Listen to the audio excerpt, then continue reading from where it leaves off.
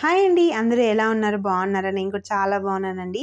ఈరోజు cup cakes ఎలా చేసుకోవాలో చూద్దాం. చాలా సింపుల్‌గా చేసుకోవచ్చండి ఇంట్లోనే. చూస్తున్నారు కదా ఎంత పర్ఫెక్ట్‌గా వచ్చాయో.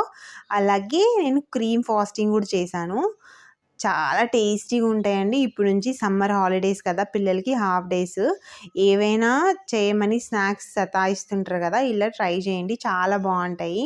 ఇక్కడైతే నేను ఒక వెడల్పుది ఏదైనా ఒక బౌల్ తీసుకొని అందులో ఒకటి స్టాండ్ లాంటిది పెట్టేసి దీన్ని మనం ప్రీ హీట్ చేసుకోవడానికి పెట్టేసుకుందాము.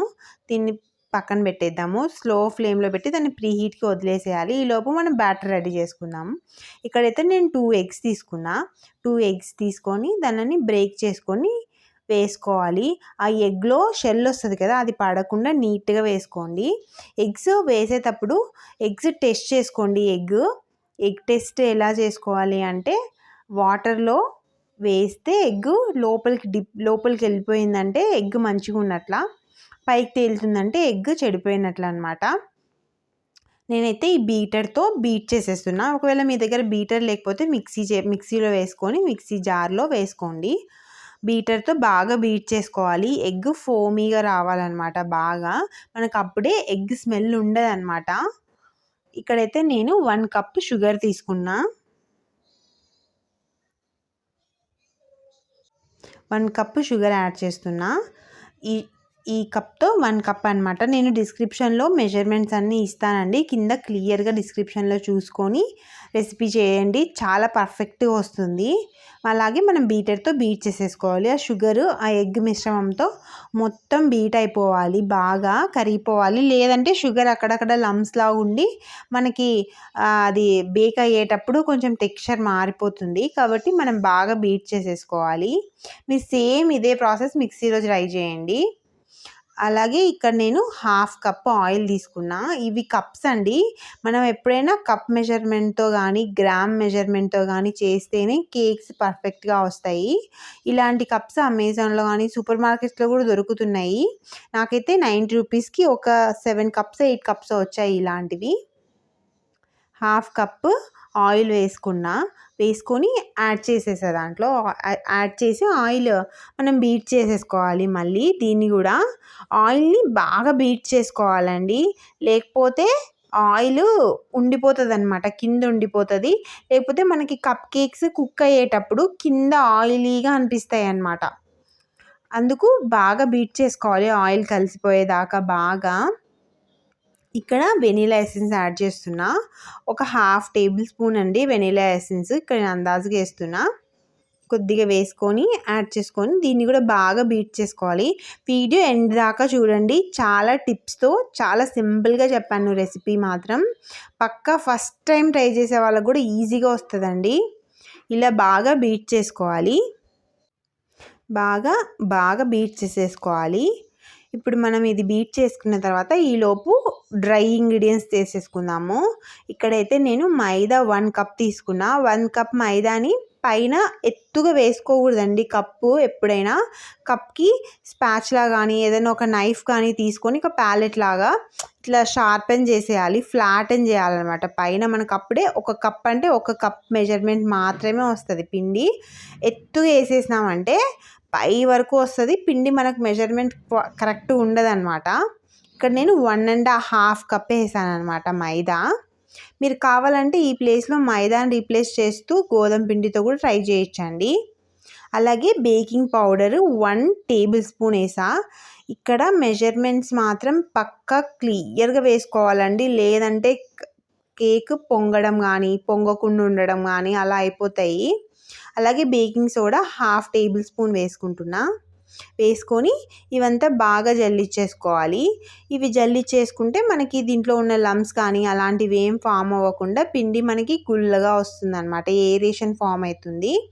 ఇలా కట్ అండ్ ఫోల్డ్ ప్రాసెస్లో మనము కేక్ బ్యాటర్ కలుపుకోవాలి. కట్ అండ్ ఫోల్డ్లోనే కలుపుకోవాలండి. ఎందుకంటే ఒక రౌండ్ ఇలా అనేసి మధ్యలోకి కట్ చేసినట్లు అనమాట. దాన్ని కట్ అండ్ ఫోల్డ్ అంటారు.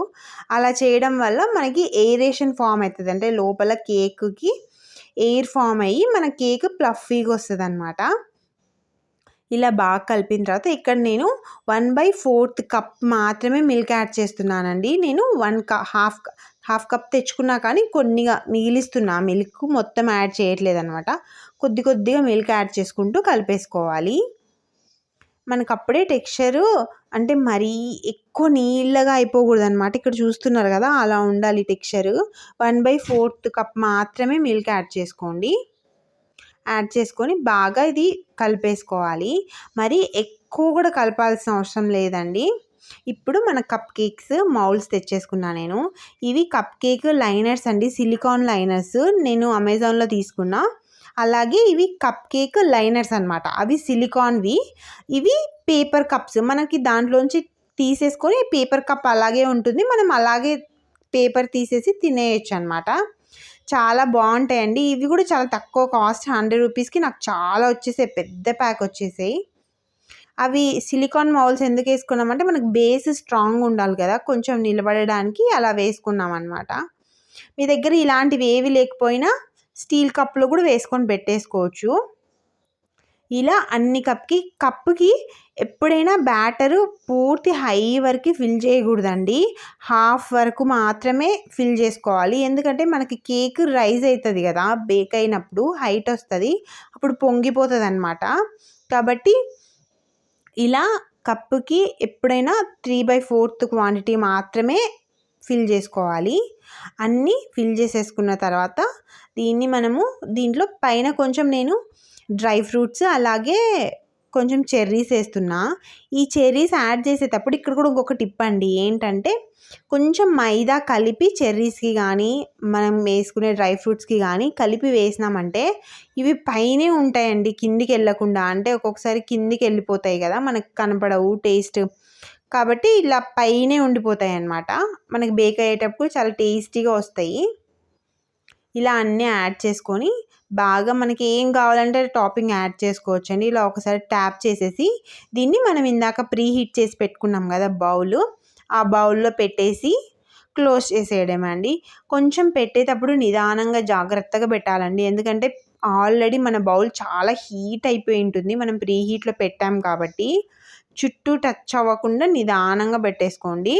పెట్టేసి పైన లిడ్ క్లోజ్ చేసి పైన ఏదైనా కొంచెం వెయిట్ ఉండేలాగా పెట్టేసేయండి.